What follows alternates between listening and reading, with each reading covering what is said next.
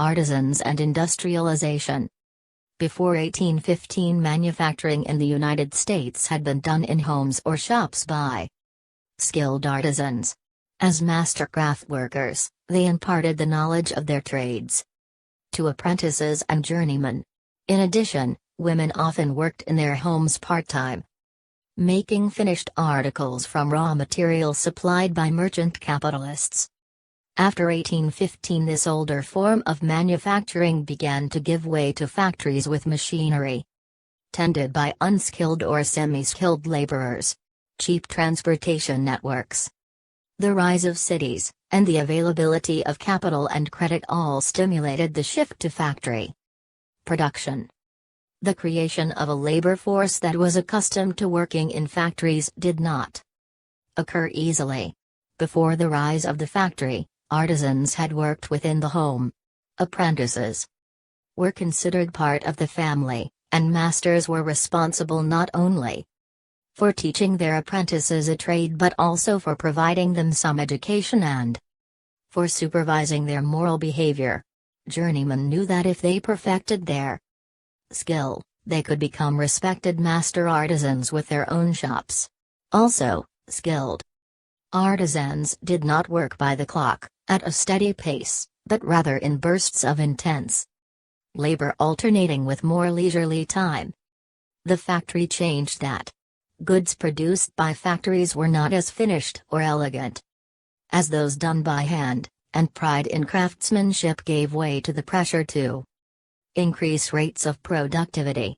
The new methods of doing business involved a new and stricter sense of time. Factory life necessitated a more regimented schedule, where work began at the sound of a bell and workers kept machines going at a constant pace. At the same time, workers were required to discard old habits, for industrialism demanded a worker who was alert, dependable, and self-disciplined. Absenteeism and lateness hurt productivity and, since work was specialized, disrupted the regular factory routine. Industrialization not only produced a fundamental change in the way work was organized, it transformed the very nature of work. The first generation to experience these changes did not adopt the new attitudes easily. The factory clock became the symbol of the new work rules. One mill worker who finally quit complained revealingly about obedience to the ding-dong of the bell, just as though we are so many living machines. With the loss of personal freedom, also came the loss of standing in the community. Unlike artisan workshops in which apprentices worked closely with the masters supervising them, factories sharply separated workers from management.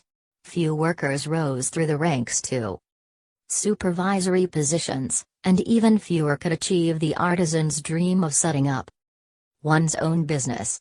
Even well-paid workers sensed their decline in status. In this newly emerging economic order, workers sometimes organized to protect their rights and traditional ways of life. Craft workers such as carpenters, printers, and tailors formed unions, and in 1834 individual unions came together in the National Trades Union. The labor movement gathered some momentum in the decade before the Panic of 1837, but in the depression that followed, labor's strength collapsed. During hard times, few workers were willing to strike or engage in collective action. And skilled craft workers, who spearheaded the union movement, did not feel a particularly strong bond with semi-skilled factory workers and unskilled laborers. More than a decade of agitation did finally bring a workday shortened to 10 hours to most industries by the 1850s, and the courts also recognized workers' right to strike, but these gains had little immediate impact. Workers were united in resenting the industrial system and their loss of status, but they were divided by ethnic and racial antagonisms, gender, conflicting religious perspectives, occupational differences, political party loyalties, and disagreements over tactics. For them, the factory and industrialism were not agents of opportunity but reminders of their loss of independence and a measure of control over their lives. As United States society became more specialized and differentiated, greater extremes of wealth began to appear. And as the new markets created fortunes for the few, the factory system lowered the wages of workers by dividing labor into smaller, less skilled tasks.